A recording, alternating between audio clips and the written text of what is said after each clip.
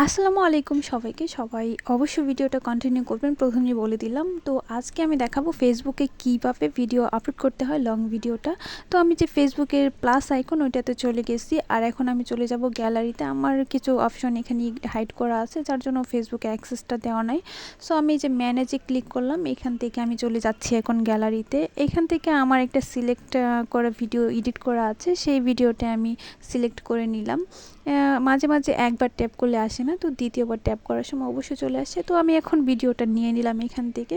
আপনারা অনেকেই অনেক সময় প্রশ্ন করেন যে লং ভিডিও আমরা ফেসবুকে কিভাবে আপলোড করব। তো আপনাদের জন্য শুধুমাত্র এই ভিডিওটা, আপনারা যারা নতুন আছেন তাদের জন্য অনেক বেশি হেল্পফুল হবে। সো আমার এটা কোনো টেক চ্যানেল না, এটা আমার ব্লগিং চ্যানেল। তারপরও আমি চেষ্টা করলাম আপনাদের সাথে এটা শেয়ার করার জন্য। তো দেখতে পাচ্ছেন আমি একটা ছোট্ট করে আমার ভিডিও রিলেটেড ক্যাপশন লিখে নিলাম। আপনারাও এইভাবে একটা ক্যাপশন লিখে নেবেন। আপনারা অনেকেই চিন্তা করেন যে ফেসবুক অফিসিয়াল ফেসবুক থেকে মানে আমরা কি ভিডিওটা আপলোড করতে পারবো কি না। হ্যাঁ, আপনারা যদি ক্রোম থেকে আপলোড না করতে পারেন তাহলে অবশ্যই ফেসবুক যে অফিসিয়াল অ্যাপসটা আছে এটা থেকে আপলোড করে নেবেন। আর হ্যাঁ, আমি যেভাবে আপলোড করছি খুবই সহজ আর সিম্পলভাবে, আপনারা চাইলে এইভাবে ট্রাই করতে পারেন। তো আমি যে ক্যাপশনটা লেখার পরে ছোট্ট করে 2টা হ্যাশট্যাগ দিয়ে দিব। হ্যাশট্যাগ দেওয়ার পর নেক্সটে আমি ক্লিক করব।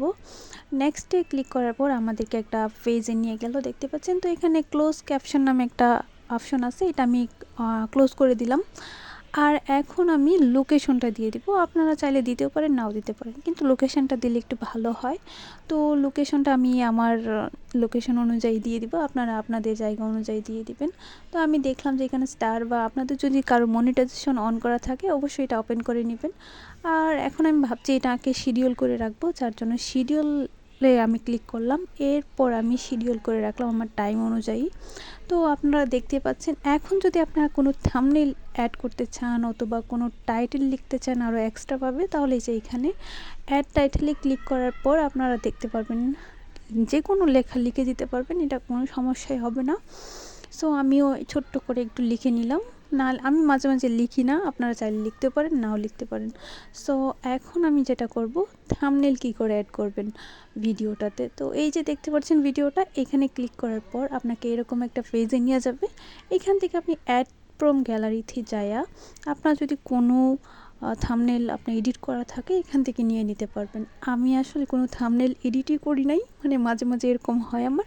সো আমি কোনো থাম্বনেল দিব না, এইখান থেকে যেটা আসছে সেটাই দিয়ে দিব। আপনারা চাইলে এইভাবে খুব সহজে থাম্বনেল অ্যাড করে নিতে পারেন। তো আপনারা, আমি যে ভিডিওটা শিডিউল করে দিলাম। এখন যদি আপনাদের কারোর কাছে ভালো লাগে অথবা কোনো কমেন্ট থাকে অবশ্যই কমেন্ট সেকশনে সেটা করে যাবেন। আর ধন্যবাদ সবাইকে।